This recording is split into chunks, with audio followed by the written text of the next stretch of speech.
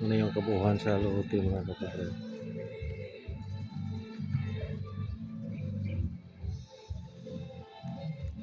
Ang laki niya. Nakapatong ako sa damba.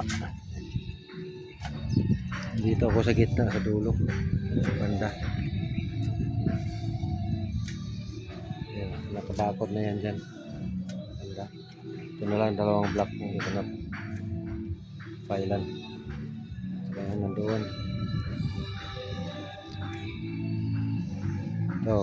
Ito yung pinakakanto.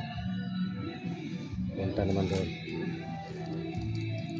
Yung sa lote nandoon tapos na yun.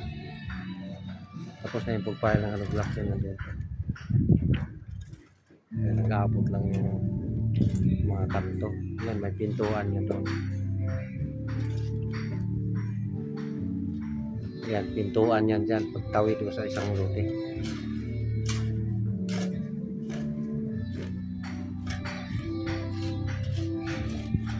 Yung file na yun, yung poste na yun, papunta yan dito.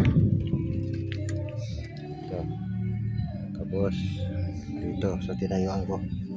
Poste. Ito yung gate. Gate naman ito dito. Diyan at saka dito.